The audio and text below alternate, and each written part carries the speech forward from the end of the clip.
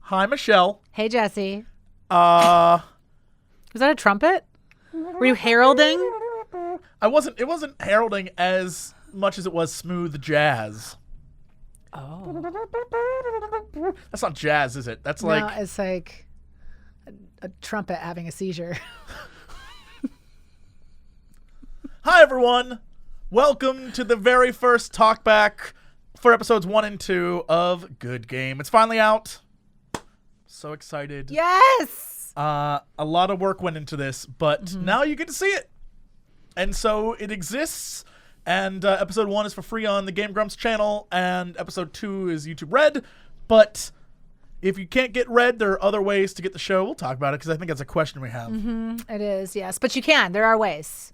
You just, yes. I did it with my Band-Aid, because I got Jesse a gift today of one of our Killcore characters, and I cut my finger for him on the frame. You're cutting yourself for me? I did.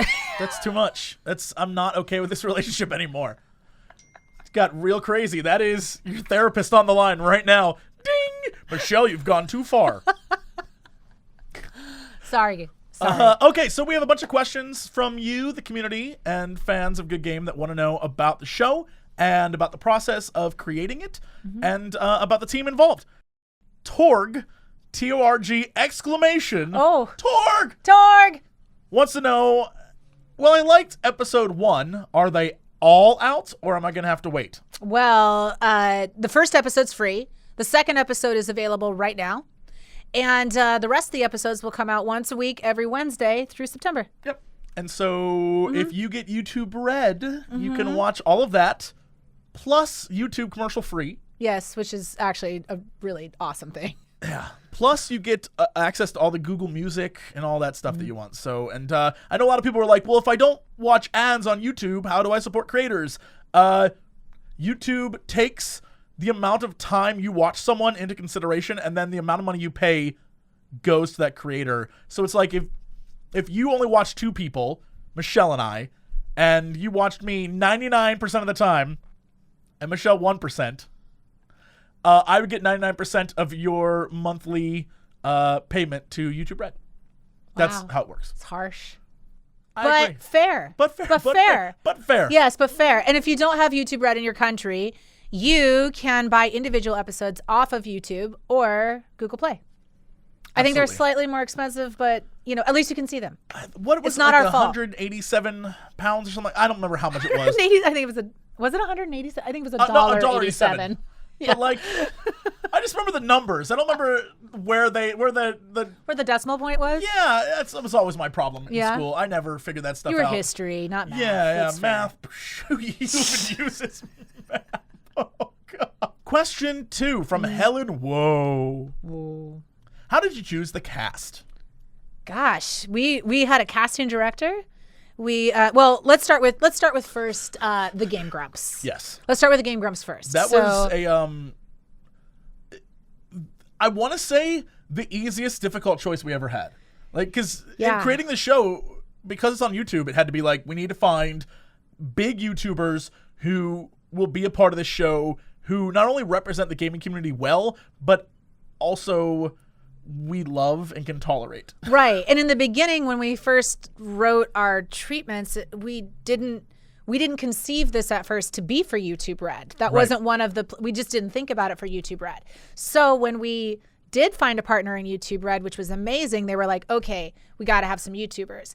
So Jesse and I were talking, and I was like, how about we have Aaron and Danny from the Grumps? And what did you say? I believe my words were, there's no way they would do it. They're way too busy for us. Yeah. And I was like, hold my drink. So I called Aaron at a hotel room, and he said yes. Like that. And immediately. Jesse couldn't believe it. It wasn't even like, I need some time to think or I need to talk with Danny. Actually, I'm pretty sure he said Danny and I will do it and never. Boom. I don't think he ever talked to Danny about it. I think Danny just showed up. Yeah. He's like, good. He was like, is this Game Grumps? And we're like, yeah, come on in. Yeah, and they were both, they both took acting courses, and they got for 8 months or something. So they really absorbed it in the craft. And then we had to sort of rework the characters a little bit so that they would fit Danny and Aaron. It wasn't actually a huge undertaking either. They fit the characters quite well that we had already created. So it was just a few little tweaks that, with help from Sarah and Erica, we just kind of tweaked it. The writers on the show. Yeah, Sarah Carbina and Erica Rosby. We were able to sort of, and Dan Harmon, we were able to sort of tweak them and change them a little bit so that it would fit the Grumps. Then... And that's one of Dan Harmon's biggest contributions to the show was him sitting down and watching through the Game Grumps and being like, they play different people on their shows than who they actually are. Let's flip that. Yep. Because originally we had Danny playing Alex and Aaron playing Ryland. Yes. It took me a minute. Yeah, you're absolutely right. It was the opposite. And then it took Harmon to say, actually, I think they're opposite. Yeah. And like, who they are really inside is they're the exact opposite. They just play those people in Game Grumps. Yeah. So it was perfect. So we got these characters, and then we allowed them to really infuse themselves into the role too by improv a lot. They were fantastic. A lot of what you see, there's a lot of improv. Yeah. They're really, really funny. I have a lot of behind the scenes footage. The very last episode, I'm gonna end the talk back with a scene that I recorded of them replacing some lines of dialogue with some dirty, dirty stuff. So yeah. And then I guess for Rusticast, Jesse and I already had our roles because they were written. We were written. Oh yeah, spoilers! Us. I have a role, guys. For those of you who didn't watch, get ready. End. It's about to get real crazy. Jesse's at the end of the episode, so make sure that you watch all the way through to the end so that you can see his role because it does have quite the arc. And my character was sort of based on me and my life, and sort of an amalgamation of all the different hosts and esports casters and people I know in gaming, all the women I know in gaming, and we kind of put that all together into one. So, and then we surrounded everyone with an amazing, amazing ensemble of characters. We had a casting director, so we had help in that way. So we had a bunch of auditions, people come through. Michael Ornstein, when he came through, he plays Lorenzo. Man, he brought in such a different energy to the guy that was on the page. The guy that was on the page was based a little bit on Dan Harmon, on his experiences of kind of learning what esports was. To this day, I wish we had recorded it. We did. But we only got the last half of it. I'm so disappointed because we got the very end when I guess he kind of realized he was in on it too. But the very first time we all got together as a huge group to play video games, we sat Dan Harmon down to play Heroes of the Storm. Mm-hmm. And dear God, was it funny. He was, if you see the scene with Lorenzo where he's like, it just feels like I'm mashing buttons, all that is just taken from Dan. Just everything he said. Those were actual words out of his mouth. Legend has it that Dan Harmon, I think playing Jaina Proudmore, I'm not sure who was playing, He was playing Lily, I think. I don't know how it ran into an enemy base and then back out and lived. Yeah. Like he ran around a fort and like back out and somehow lived through all of it. We were just like, what just happened? How are you still alive? Everyone was losing their mind. It was so funny. He's like, I don't even know what I'm doing. Yeah, and he's just mashing shit. He was crazy. So those were actually lines from him. So Lorenzo was kind of based on that. And Jade, who plays Sam in the series, we knew phenomenal. The moment she walked into that room that she was that character. She came right off the page. So she was perfect. And then Raul actually was the last member to be cast. He's from Seattle. And I think did he fly down here for the audition? You were at his audition, yeah. Right? I don't know that we asked him that. I don't think that any of us had a clue he was from Seattle. Maybe I didn't. Maybe the casting director did, but I had no clue. I didn't know he was from Seattle either. I like that kid. He's got a real talent. I'm gonna be real with you guys. In every casting thing that I was in, I was just like, boy, I hope I don't like someone everyone else hates. So I was just like real quiet, like, And then if everyone was like, I like that person, I'd be like, oh yeah, I like that person too. So I just wanted not to look like an idiot. Casting is a really weird experience. As somebody who has been auditioning for like 17 years, it is the weirdest. It's just the weirdest position to be on the other side of the camera. And like when people are writing Yeah. stuff down and you leave an audition and like if you go to an audition and people are writing things, you're like, oh God, what are they writing? Like sometimes it's just like somebody like to remember what you were wearing so that later when you have a conversation, you can say, oh, this person, oh yes, I remember that person. You always think that they're writing down or something what's personal, worse, and it's what's not. worse is that they're ignoring you, so that they're like, oh, I'm looking down and writing stuff. Yeah, when you go into an audition, you always think the worst, but in reality, it's like, okay, so this guy said this, and that was nice. Okay, it's never like this guy sucked.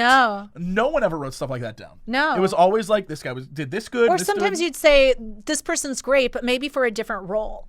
And you would say, you know, I remember when Lorenzo came in or Michael Ornstein, he brought such a different energy to the way that we had sort of conceived it, and it was perfect. It was what we didn't know that we wanted. He was, I loved him, and I still love him. He's the best. I think we as a creative team, everyone involved with the process of the characters and the writing and everything, the fact that we didn't say the character has to be this made it so much easier to cast the show, because when we found someone that was amazing, it was like, that's guy. the one. Yep. Yeah.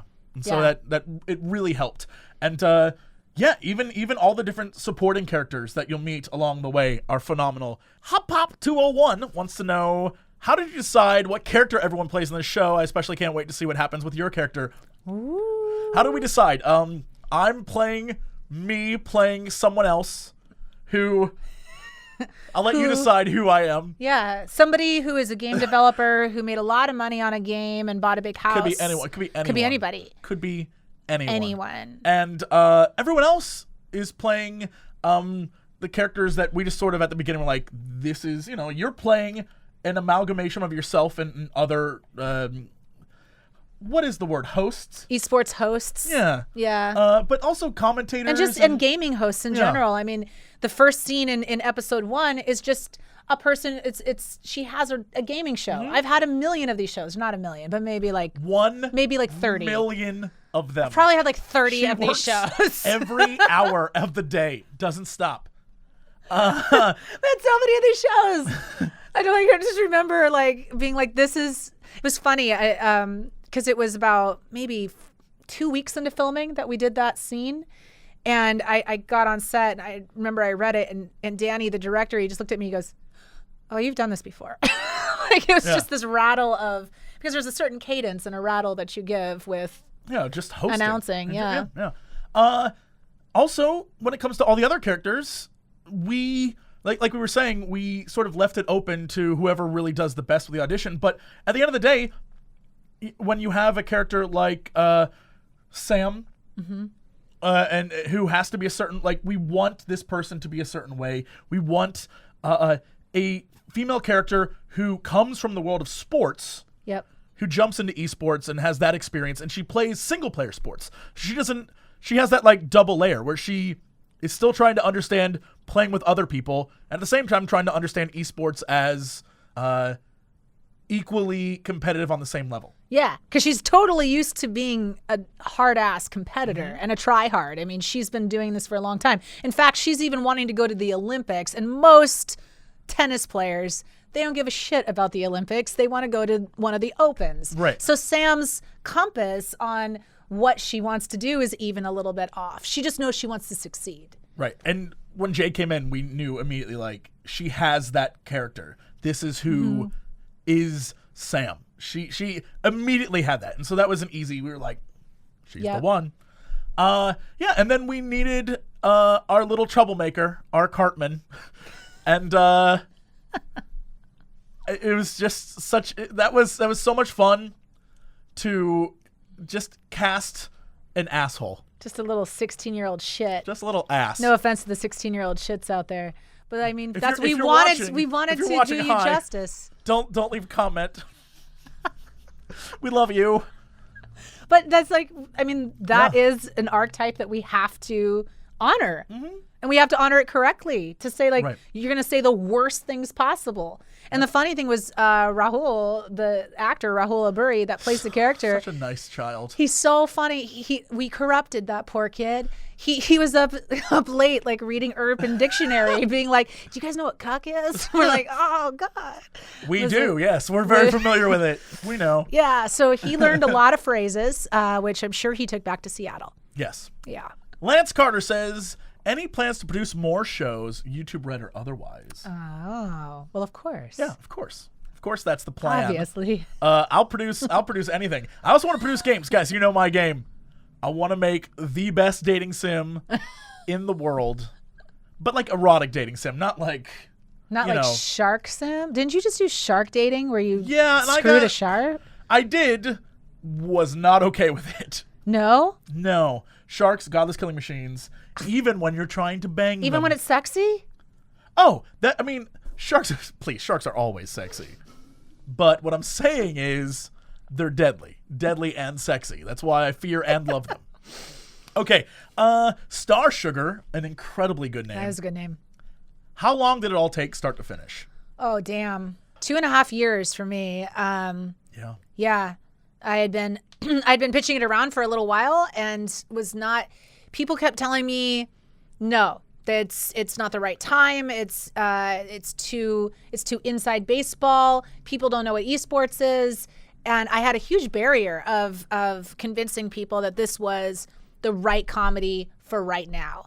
And one of the big hurdles that I faced in the very beginning was that people were saying, you can't do this unless you do it with Riot or Blizzard and based on a real game. So I called Jesse and I was like, maybe a few months into it, and I was like, Jesse, do this with me. If there is anyone who knew anything do this about... with me, Jesse. And so we sat down at a diner. We did, and I got pancakes and coffee, and it was great. Yeah. It was nighttime, and I don't give a damn. It was great. And we just sat there and we fleshed out what we thought an arc, we did it for 8 episodes actually, of what we thought an 8-episode arc would be for the show. And the biggest thing that Jesse and I really talked about is that if you make a show about League of Legends or about Heroes of the Storm or about Dota 2, then you're making a show about that community and not about the trials and tribulations of creating a team. Yeah. And we didn't want anyone to say, well, that's not what we're like. And because we're trying to make it a general thing that everyone can appreciate. And there's no way, as I'm sure you know, every esports community is different. Yeah. Every single one. Between MOBAs, between playing a fighting game versus a MOBA versus a FPS versus a sports game, it's all different. And the people involved are different. And when you're trying to make a show that tries to reach out to all of them, you can't pick one. So we said, F it, let's create our own game. Yeah, because that'll be easy. So that's what we did. We made our own that'll game. be super easy. And look, nothing about it was easy. The easiest, except for making up the character. The easiest part was the characters. We created characters, I would say, drunkenly one night, and they turned out to be my sweet, sweet children, and I love They're them. so awesome. Yeah. We actually even have fan art of them right now. Already? There's already fan art. How did this happen? It's been out for like the 4 hours. Been out for 4 hours, and there's fan art. Yeah. It's crazy. But one of my favorite characters that we made was called Sultrageist. Because that's a tribute to you. Yeah, he's a warrior that just can't win. And so he dies in his own rage quit. Yeah, his ultimate's called... For every character, we have a set of abilities. Yeah. We have an ultimate. We have animations. It's a fully fleshed out game. I mean, for all intents and purposes. You can play it. We played it. All the scenes that you see in the show are us playing the actual game. Yeah. We hired a huge team, actually, of people. So incredible team. We had a head start because Jesse and I had already brought on Mark Gibbons, who became our art director. He worked for Games Workshop and for Blizzard and for Riot. The guy's amazing. And he fit perfectly because our initial thought process of the game was, hey, let's make a MOBA meets Mortal Kombat and make it bloody and terrible and like in a hellscape and everything is demonic and crazy. And so Mark came on and was like, I got this. Mark's like, this is perfect. Yeah. And like the first image he sent us was Double D-Rex, who's the transitioning dinosaur or the gender fluid dinosaur. Right. And he between dinosaur and woman. Yes. and it was perfect. She had a cigarette in her mouth, and she was at roller derby. It was just, she was perfect. Yeah, it was amazing. And then from that point on, we were like, go. Bring our children to life. Yes. And we saw I think the moment I knew that I was profoundly happy with what we created was seeing Sweet Nuts. Yes. Our little imp child. I remember having the conversation with, like, I don't care how impish it looks as long as his fur is pink. Yes. And that he has was to be really cute. Yeah. Because with Sweet Nuts is that he kills you with kindness. He kills you by hugging you. The worst evil. Which actually we had to change that ability, the hugging ability, because what we learned in game development is that would be an extra attachment for every single character. Every one of them. And so it would have taken us another 2 months to create all of these different attachments. So we had to switch up the abilities based on the time that we had. And actually, they all worked out fine. So Sweet Nuts' ability now is I can't believe we're talking about the abilities of a game that technically isn't a real game. Sweet Nuts he goes invisible now. So he has like an invisibility thing. For like 1 minute. Yeah. And so he can go around and torture people because he drops bombs, little nut sacks that explode. Yeah. You know, like after he throws up rainbows on you. Yeah. Guys, there's a lot of characters we created and they're all in this game. And I'm blown away that I can't believe this is a thing. The show is one thing. That's like here. And then the fact that we made a game, that's like... And it works. It is a working game. Mind you, under the hood, the math doesn't make sense. No, it's not balanced. There's no balance. No. But everything else works. Right, but you can manipulate it so that for the scene, you could like bump up your health so that you can't get one shot or something. Right. And so we made it so you could play it. We didn't want to animate it in Maya because we thought, well, that's just going to look like an animation and gamers aren't going to buy that. We know we won't buy that. Yeah. So Starburns, actually, Dan Harmon's production company, brought on The Odd Gentleman, who redid King's Quest. They did the remake of King's Quest. They were awesome. They oversaw the production direction, and they did all of the animations. So they brought everything to life. Then I called Frank Pierce from Blizzard Entertainment, one of the co-founders, and got permission for us to build Killcore inside of StarCraft 2. So it is built on the Star 2 server. So Jesse and I went on this hunt to recruit the 4 best modders for StarCraft 2. And so we found 4 guys. A couple of them had worked on the Carbots mod, and they're fantastic. So they call themselves the Mod Squad. That is coming out soon. That I a friend of mine may or may not be involved with. Wink. Well, So we got some good talent involved with it. Wade Wasnugger, he was one of the best guys that we had on the project. I can't believe that it came together in such a short. Because getting back to the initial question, which was how long did it take start to finish, it was maybe a year and a half of prep. Yeah. Followed by really intense. Like 5 months of creating a game. Creating a game in 5 months to create a game, 28 days to shoot a show, 3 months of post. We finished everything at the end of April. Yeah. It is now August 30th. Yeah. So that's crazy. Actually, we delivered everything at the end of it. I think it was in mid-June. Very beginning of July is when we delivered the whole show. So, I mean, we worked on it quite a bit. Yeah. It was a lot of work. So start to finish, it was 2.5 years for Jesse and I. And then when we brought on our team, probably about a little over a year. Yeah. With Starburns and our writers and the production team and YouTube. So it's pretty crazy. Yeah, that's nuts that we've come this far. But yeah, it's 2 years. 2 years of a life to create 6 episodes. My fiance likes to say that it's been 25% of our relationship. So Caleb Guppy said, did Dan and Aaron improvise a few scenes? Definitely feels that way. I think we said, yeah, definitely. They came not only with acting talent that they had really refined. Mm-hmm. They took a lot of acting classes, but they have so much time together. They have so much chemistry that it'd be stupid not to let them just go at it. They're already improv actors. I mean, this is what, as somebody who's taken a lot of classes, to be able to improv to that level, these guys have been working together and honing their skills together. Yeah, it was silly not to let them. So we just let them run. Yeah, and there's a lot of takes that exist out there in the world. Yes. Maybe one day we'll get those. Yes.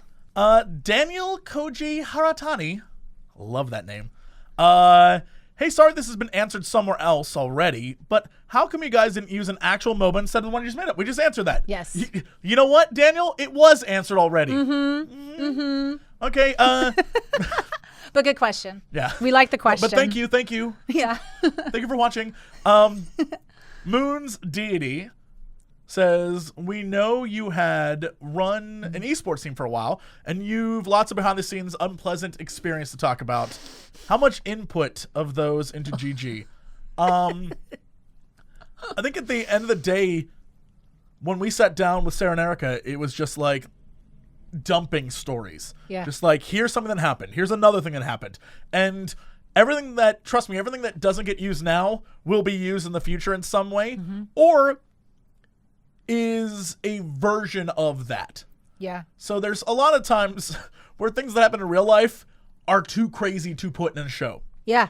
Where you're just like, no one's going to believe that. That's Right. stupid. You're like, no, that That happened happens, though. yeah. Like, yeah, but that seems too unreal. Like, okay. We'll let it go. So, yeah, a lot of it is used from experience. I think experience both of you and I had in the world of esports and just gaming in general. Yeah. Yep. And they were really good about, Sarah and Erica were awesome because they were able to translate a lot of the experiences that we have that are kind of inside baseball at times, even though at times we do want it to be that way.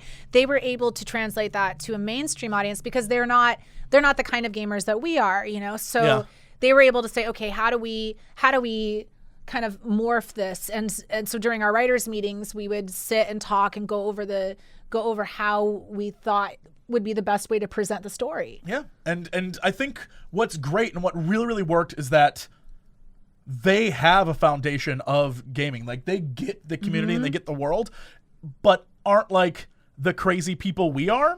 And so they understood what we were saying and were able to take that and make it something that isn't just like health bars over heads and like, come on, do me 22. We've got to get them at the, just stuff that I think is done way too much in gaming shows. And at the end of the day, we created something that I think is more about characters and the people playing the games rather than the game itself. So Killcore and the idea of creating a game is awesome and crazy that we did, but that's sort of the spine of the show. And it's there and it exists, but it isn't what the show's about. Right. The show is about relationships. So it was just, we just had such a good team. We learned so much from them, and I think they learned a lot from us, and it was like we were kind of like Voltron. Yeah. This is from at Jesse Cox on the internet. What part of the Voltron robot are you? Would you be a hand? I'd be the butt. I'd be the Voltron. I'd be the Voltron butt. That's I'd come together and like everyone else would like go in their little chairs up to the chest like a Megazord, but it's wrong. It's Power Rangers, but whatever. They all go up to the chest like a Megazord, but I'd be down in the butt still. Like, I think that's working appropriate. down here, guys. Yeah. It's very appropriate. I think I'd be the heart. You'd be the heart? I'd be the heart. Oof. Okay. The next question is from Sam Stevenson, who says, what was the toughest thing about creating the show? Was production difficult? Just finished episode 1. It's great.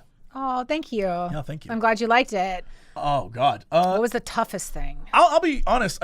You might have a different answer than I do, but I think the toughest thing for me was episode 1 itself.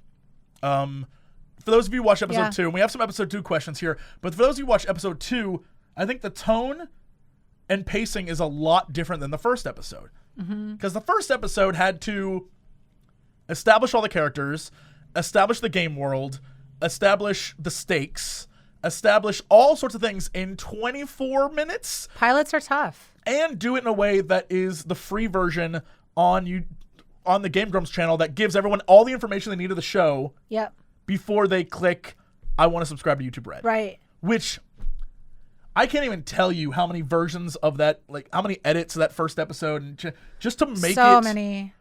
Yeah, I think that palatable was the hardest for gamers, and palatable for the mainstream. Yeah. But also makes sense. Like, it's one of those things where you had to walk the line between we have a story to tell, we have stuff to show, but it also still needs to make sense. Yeah. And be something that gamers in general will look at me like, well, this is bullshit. Like, this would never happen, or this.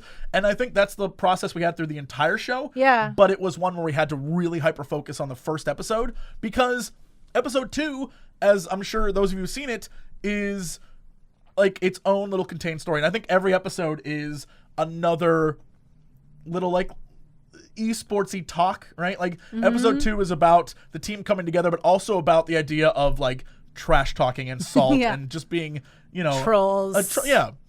And episode 3 has that whole thing about like just playing too damn much and what it means to compete. And we have our streaming and taking episode. things in moderation. We have our streaming episode. We have an episode about loyalty. Yeah, about loyalty, and we even have an episode about like actual tournament stuff. And so right.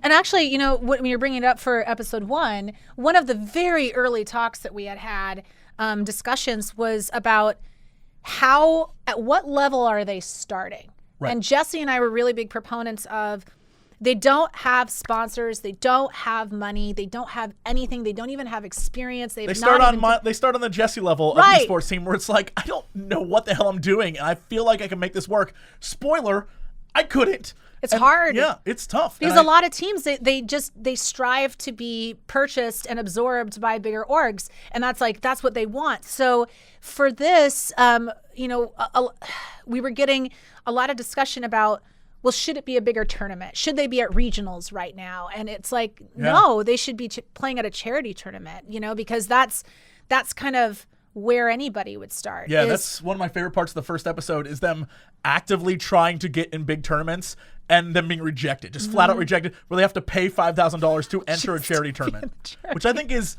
I love that part, because that is unless you're doing online tournaments for like $10, you're not.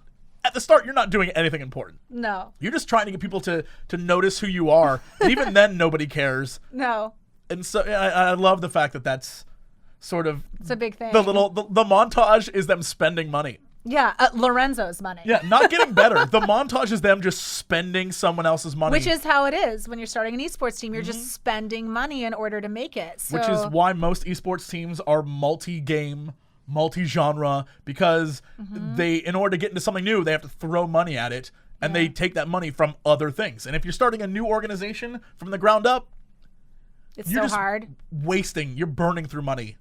And not to say that it's not possible. It's definitely possible. I mean, one of my favorite teams, I think 2 years ago, is a team called Murloc Geniuses. Yeah. They're one of my favorite teams. But that's also because they were two big teams that like came together. Well, they were all members that got kicked off of other teams. Like axed from other teams, which is a great story. And I remember messaging them like, guys, stick with it. Just be your team.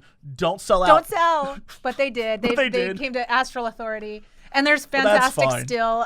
But, they were one of my favorite teams just because of that. So we kind of just tried to say, like, take Stellar Lotus, for example, take some of the teams that actually exist and say, okay, how do we make this real? And so it's kind of hard to make that a real storyline and to make that feel good. So I think that was kind of the hardest part, is just making sure that made sense. And what I loved about our team, and this is what I thought was really important, is that we came at them with, hey, they cannot be amazing at the start of this. Clearly, Booger Boss, Aaron Ryland, is amazing. He's the best player. He's the one that's going to propel them. But they can't be in huge tournaments and stuff. And their pushback was, well, then where's the stakes? Right? And they were like, what's important about this? And so that's why I think working together and like saying this, we want this. And they're like, well, that story-wise, what are they fighting for? Right. And so back and forth, and like their only plan was throw the ball to Ryland. In sports terms, it was kind of like throw the ball to Ryland, but in gaming that doesn't work. So you have to kind of figure it out a little bit. Yeah. You'll find out in the future episodes. Yeah. How that all works out. Ryan, not Ryland. Ryan says, "What was the extent of your and Michelle's role and input in terms of story writing and directing?" We were there from day one, and day zero, yeah, and we would inject our input wherever we thought we should put it. Yeah, well, so Jesse and I had started off with treatments, and we had written an episode arc, and we had wrote character descriptions, and we wrote the video game, and so we had a huge packet of information of how we wanted to tell the story, plus our own personal stories of how we wanted to tell it. And then we met with Dan. Dan really liked it. YouTube really liked it. And then Dan hooked us up with Sarah and Erica, and we would have writing meetings with them. So we would meet with them. Also, shout out to their episode of Rick and Morty. Yeah. Vindicators. That just came out. Yeah. So good. It's so good. So we would meet with them and just sit with them for hours and go over esports. We'd play. Sometimes we just sit and have a LAN party. I think we did that twice. Yeah. We had 2 LAN parties with them, or we would just play games because that kind of helped them hear the way that we spoke and the way that we talked to each other when we would be playing.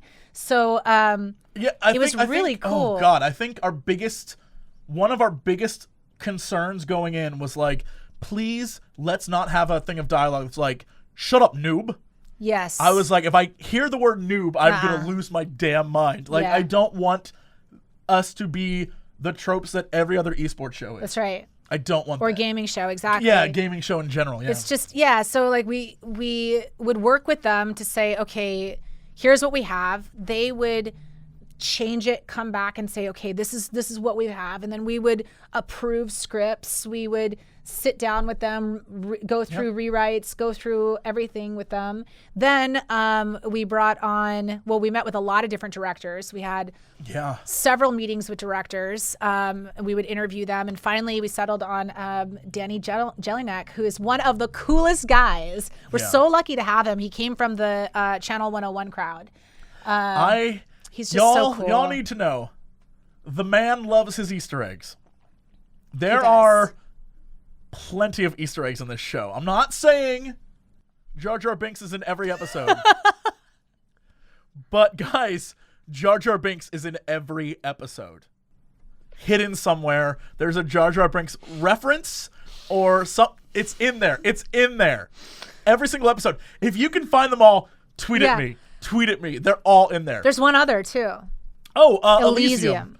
Yeah. Elysium. Elysium is... If you can find the Elysium references, also let us know.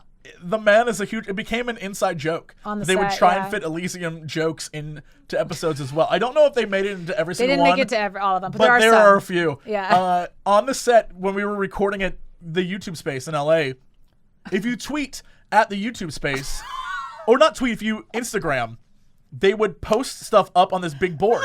And so what they would do is they would put pictures of Matt Damon from Elysium, or they would, they once posted every letter from the title of Elysium just to see if they could get it to spell Elysium. It was the things you do behind the camera. When you were out there acting, doing things, the things people would do in the background, like... Because the crew is amazing. The crew is so fun. good. Every single one of them. There are way too many to just go through, but my God. No, we were so Every lucky. last one of them. They're in the credits. God bless them all. One person we should definitely shout out on this and talk about, because this was somebody who helped us a lot in bringing the world to life, was Trisha Robertson. She is our set designer. Oh my God. She worked with us tirelessly to take all of our contacts. You know what I should do? What? I'm gonna tweet out later.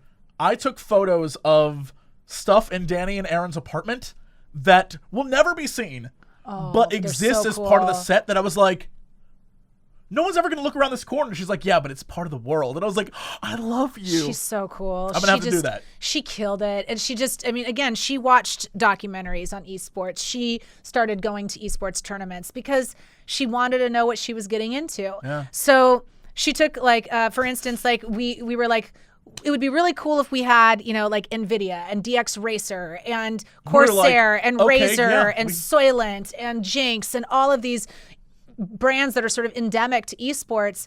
And, at first everyone's like, that's a lot. But Trisha was like, cool, just give me your Rolodex and we'll figure it out. As if Rolodexes actually exist anymore. But give us your contacts. What years?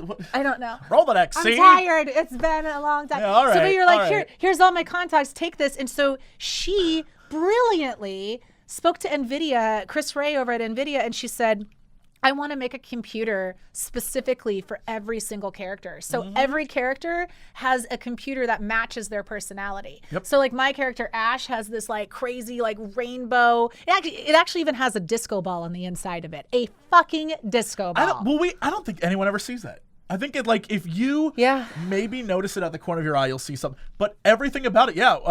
In the first episode, when Kamal opens up the box and has his computer, everyone has a computer like that was custom made for them. Yep, exactly. And so he's kind of like the pure gamer guy he wants, he's like red and black and he's like cool and he's, and Sam's is like, it's like very crisp and athletic looking. It's like white with some blue accents on it. It's just so cool. Perfect. Even the headphones all match each character. Man, I think everything about, like even the costumes and even like just the costumes were perfect. Everything Francesca about Roth.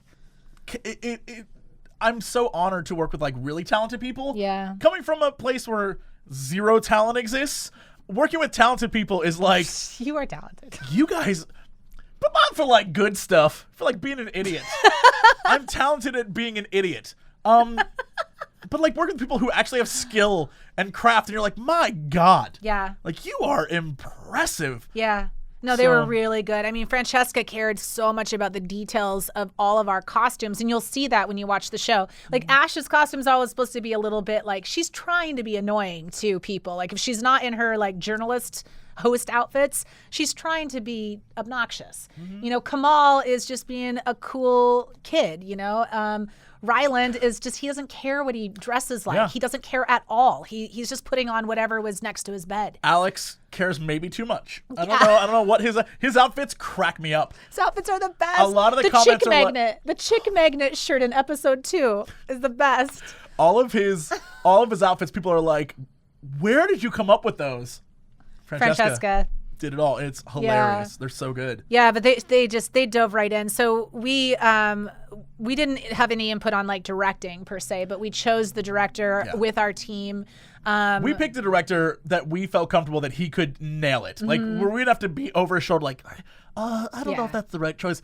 We were just got it. Go nuts, dude. He got it. He's so funny too because he really wanted to like get into esports, so we bought a Cloud9 hat. He did. Yeah. I remember that. I know that like he's like, I'm the biggest Cloud9 fan now. It was so cute.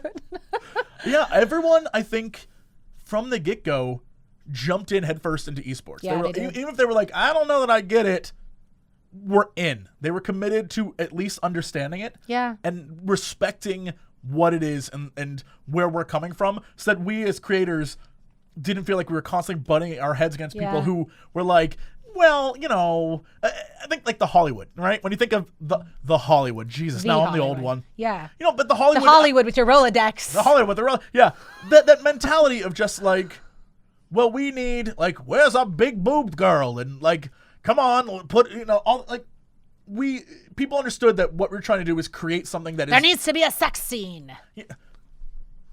Season 2, my character is all sex scenes. Just putting it out there, guys. Just putting it out there. That's. You know what, the girl with the big boobs. Yeah, I take it back. Hollywood, you were right all along. He's coming for you now. You were right all along, Hollywood. Kristen disapproves. Kristen is shaking her head. She's like, what is happening? Rafid, or maybe Rafide, says, # good game series is great. Aww. What was creating the game like, and what's your personal favorite character? I think we talked about the game. Yeah, what's your personal favorite character? Oh my God, my personal favorite character would probably be, I think, Old Bones, although you'll never see Old Bones in the show. We referenced him in the first episode. That is true. Old Bones is an old skeleton who's just seen some shit. He's been through the ringer and he's tired of it. He's too old for Killcore. He has slippers. Oh, he's just like, and he has a cane, but it's also a bone. It's one of his bones. Yeah, he's just done. He's like spiders hanging off of him. Yeah. Yeah, he's pretty good. I like Old Bones. Oh man, it's a tough one. There's a lot of characters. There's some that I even forget that we created until I'm like, oh my God, we did make that character. Yeah. I would have to say that Butthurt is one of my favorite characters, but. Well, I mean, Butthurt's amazing. He's a sadomasochist donkey, of course, with a heart tattoo. And actually, he was created. He was part of the creation from Mark Gibbons, our art director. He was like, just wanted to throw this one in here, but what do you guys think about Butthurt? Yeah. And we're like, brilliant. Yes. So Butthurt came to life. But I think Manatine, out of the ones that we created, I love Manatine. Oh, Manatine was my favorite creation. Yeah, he's just a teenager Manatine. with magic powers. That's right. Manatine. That name works on so many levels. Yeah. That's what alcohol can do, kids. So I'm magic. Yeah. Whatever. So magic. Whatever. Yeah. He's like he's we like, created like lines of dialogue for every character too. Did I forget to mention that? Every character has multiple lines of dialogue. We fully fleshed out a game pitch. A game. Like it is a full-on video game that we hope to just make one day. Yeah. That would be pretty amazing. Hey everyone out there. Hi. You wanna give us money to make a game? We can do that. It's halfway there. Yeah, it's almost. Everything's there. It's halfway there. Mother Trucker's another good one. Mother Trucker, Buttered Rage. Butter Rage. She throws muffins, y'all. Yeah, muffins. she does. Saltergeist. Saltergeist is fantastic. Monster Pope. Monster Pope is the only character we actually fleshed out multiple costumes for, though. Yes, he's got 4 different skins. Yes. Yeah. I like Christmas Monster Pope. He's my favorite. Yuletide. Yeah. Oh, yes. Yuletide Monster Pope. I'm sorry. Yuletide Monster Pope. We got deep, you guys. Yeah. Detached Retina. Another Detached good one. Retina is Lorenzo's character that he plays. Yes. It's a healer. Yeah. Calamity Pain. That was a Dan Harmon original. Dan Harmon liked that one a lot. It was a really funny character. He has a giant codpiece. I should say Prince Harming. Prince Harming is that is a flashback from a project that I had like 6 years ago. It's like 9 years ago now, I think. It was from the Foam Weapon League, and my friend Brian Forrest created the character for the league, where people just fought with foam weapons and blood packets in a Fight Club style. Sounds amazing. You can find it online. It was just a thing. So that I did. Anyway, but Prince Harming's got this erect codpiece that you'll see. Yes. Yeah. Yep. You'll see it. Yeah. All right. It's covered. Donut wants to know, how did you manage to get Terry Crews, and is working with him as awesome as I imagined? P.S. Loved the first episode. You guys are fantastic. Boy, how did that go about? Well, when we were during casting, I think at one point I had put in all caps, "Please God, cast Terry Crews," in all caps with like exclamation points. I wanted him so bad in the series, and so did Jesse. And Terry's just we were like, we didn't know it was going to actually happen. And then it was on our list of like gets, just like, we're like, please. What if we could though? Yeah. And then that one came to life, like for real. That was incredible. He's not only is he amazing, and genuinely, when episode 6 comes out, I have a photo that the world needs to see involving this man. I'm gonna save it for the episode, but what a like genuinely great guy. He plays games for his kids. Yeah. Like he's a super hardcore gamer because his kids are super hardcore gamers. Yep. Did that word just comes out of my mouth? Yeah, almost. It was close. You're there-ish. His kids are super hardcore gamers. They are. Yeah. I met them actually at the Spider-Man premiere. He was there, and we started talking. His kids were there, and they were all in the Dell booth. So we got to meet and talk. And that's awesome. He was so excited about the series coming out, and I'm like, "What world am I in right now? Where you're telling me you're stoked about it?" Yeah. He was so excited to be on the set. He was so grateful to be a part of it.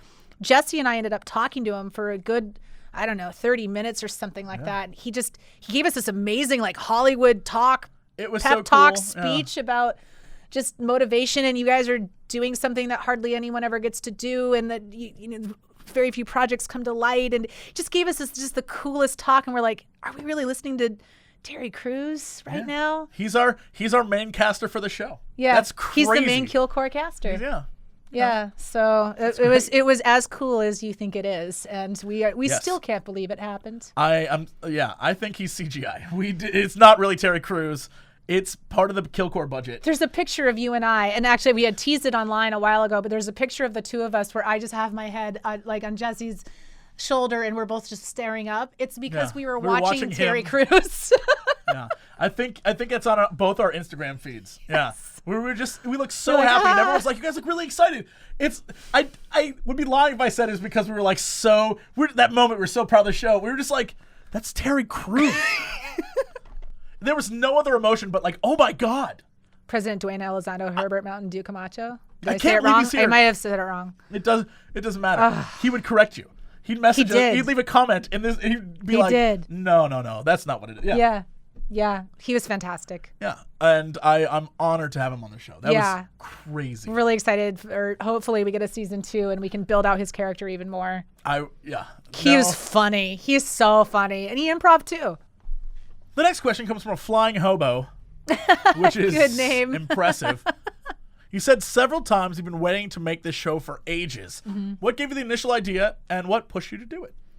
Well, the initial idea... Yeah, this was you. The initial idea is a you thing. The initial idea was because I was hosting Heroes of the Dorm in 2015 on ESPN2.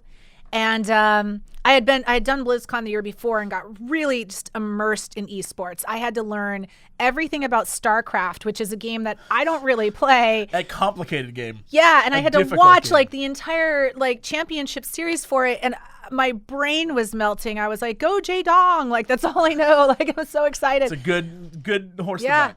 Yeah, Man is talented. Jaedong. So I had to learn a lot about esports really fast and realized how big this world was, because I'd watched esports on a really casual level, but not in a level where I had to speak about it with authority.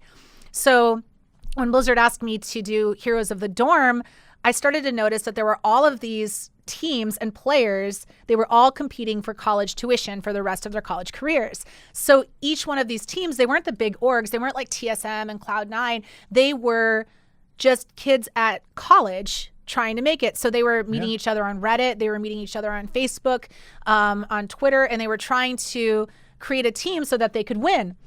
And I started to talk to a lot of them, figuring out how they went about it, and recruiting and playing together. And it was a lot of trial and error for a bunch of them, trying to figure out what worked and what didn't. And they had to do it real fast, too. There wasn't a whole lot of time to get this tournament together. So they had a really short time period, put together a team, and then play on a world stage and be broadcast to the entire country on ESPN. So people were freaking out about ESPN. On ESPN, they were like, what the hell am I watching? What the fuck? And at the end, I was with the guys who lost with Arizona, and it was the 5 of them standing in a circle, and I was just kind of listening to them and talking, and they were checking their Twitter. And one of them goes, "Oh my God." And he shows the other guys. And it was sure enough, the quarterback of ASU tweeted out and said, "I don't know what the hell I'm watching on ESPN, but go Devils." And suddenly there was this crazy moment where these 5 guys who would have no interaction with the quarterback because they just don't have similar interests. At least they didn't think. But you have 5 guys who have no interest with this guy, and suddenly the quarterback of their school is tweeting at them. And I thought, what a cool story, and how do we make this redemption for them? And what if we made a show that was like the Bad News Bears? What if there was an esports comedy? Because there's just something about that that's so endearing and sweet and cool, that they tried that hard to get this far, and even though they didn't win, they got the respect from their school. And they all went on to join professional esports teams. So it was a good thing for them all in all. So yeah, it was kind of where the initial ideas where it started, and I just started to write some, just right after that, and try to figure out how I could put it together. I think it comes down to the fact that competition is competition, and whether you understand it or not, at a base level, people get the idea of winning and losing and struggling to overcome. And I think even though maybe a MOBA or StarCraft, God bless it, might be harder to understand for most people, if you look at FGC or a fighting game, that is super simple. It is 2 people engaging in combat and one of them wins. And I think if you're like, well, I don't know about esports, that might be the easiest place to get in. And when you see an amazing Street Fighter match, or you'll be like, my God, because it's like boxing or anything else. People in the mainstream, I think that the FGC is the easiest barrier to get through with esports. So I'm glad that they actually showed it on TV. Yeah, Evo is great every year, even if you don't get it. Yeah, you by the end of it, you're like, my God, I loved that. It's fun, and it's like, it's exciting, and I like the way it's played too, because FGC is so cool. Everybody just kind of gets around as if you're just playing on your couch, and there's something just really cool about that. And then once you get that, then you can easily transition. I don't know if easy is right, but you can transition into a MOBA or a team-based game, like an FPS game, where you understand that it's more than just a guy shooting colors. It is setting up plays and coming together as a team to pick off a guy or to get certain objectives, and everyone at the end of the day understands that stuff. Yeah. And like at the end of the day, for me, my career has been based on explaining and translating gaming and esports to the mainstream, because I've sort of been a bridge person, where it's like when you're a host, you have to be able to talk to like somebody who's like in their 60s who doesn't play games all the time and explain to them what this is. I know my dad asked me a million questions. Like the other day, he texted me, he goes, "What's Evo?" And I was like, "What, are you watching Evo? Have you been looking at my Twitter?" And he's like, "No, it's on television."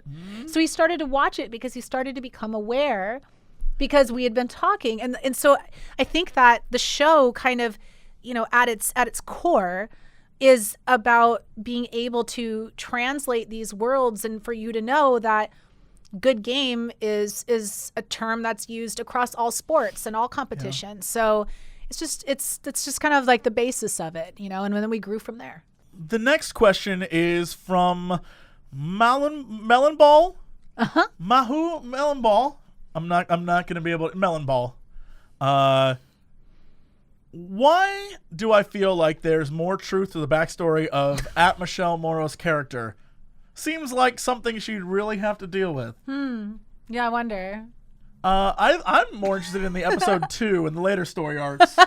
Michele, what are you trying to tell us about yourself? Is that really you? There's a good grain of me inside of Ash, I would say. Okay, all right. There's a lot of me in Ash. The difference between me and Ash is that I don't see it, frankly. Same person. It looks the same. It looks like the same person. Truthfully. Yeah, sure. But the difference between us is that Ash will walk away from something a lot faster than me.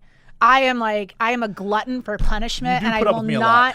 I do. I put up with his ass, and I could walk away from things, but I don't. She literally means my ass, guys. I got farts. It's been bad. That's where the Voltron is. The Voltron ass. He's the ass of our Voltron, and I can't get away from him. I'm the Voltron ace. I can't, and so I think that's the difference between me and her, is that she'll walk away a little bit more, and she's a little edgier than me, but I can be edgy as fuck. So. Wow, you just proved it right there. The next question is from OMFG Blondie. This is a question that I'd love to hear your answer on. Okay. Episode 2. Okay. What was in the box Ash gave her niece? Oh. Because what was really in the box? What was really, because it wasn't a doll.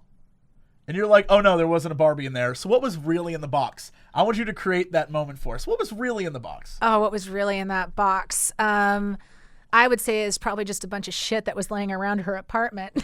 You gave that little girl feces. That's what I'm hearing. Well, no, let's be fair here. Feces. I get a lot of stuff for free from gaming companies, swag, and to my niece and nephew. I love my niece and nephew, Radley and Harper. They're 8 and 7. Are you saying you regift? 8 and 6, and I give them the presents of gaming that are in my house. So there's some just random stuff. I would never do that. Look, she wanted a Barbie doll, so I'm going to give her some gaming stuff. I would never regift things sent to me. Hashtag Coxmas 2017. See you guys there. Hashtag lie. No, but like really, I regift stuff to my niece and nephew. So and look, the last thing I would ever give a little girl, no offense to Barbie, I used to play with Barbie when I was a kid. The last thing I would ever give to a little girl is a Barbie. So especially, I'm gonna say Ash as a character would ever do that. No, she would give them things that she has around her house. She did this on the fly. There's like a small katana in that box. She was smoking weed. She was smoking weed before she got there. She's texting with Alex, and she was like, want to go day drinking? So she's smoking some weed, and then she's like, shit, I got to figure this out, and throws some stuff in a box. So I would say it's probably a lanyard, probably something from StarCraft. No offense, StarCraft. Probably maybe some batteries, just random stuff. It wouldn't be thoughtful. Last question. the most important question for us. Okay. Mike Wa wants to know, now that you are Hollywood, will you leave your friends behind and become drug addicts? I think I already did that a long time ago.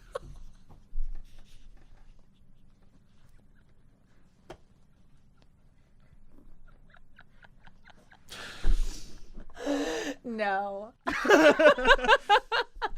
No.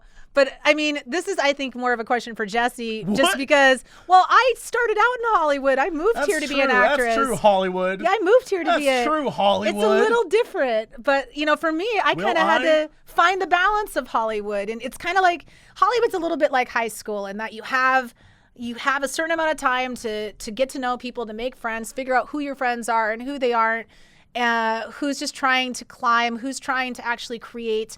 And it is hard to figure it out for a while, but after you do actually pan through and find the goodness and the right people, like this one here, you know, like gaming actually really helped me kind of hone in who my real friends are, because that's where I found the best friends is in gaming. So Jesse, I think, you know, I love Jesse. Jesse has become one of my best friends, and I love him.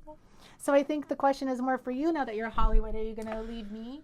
All your other friends? Yes, is the answer.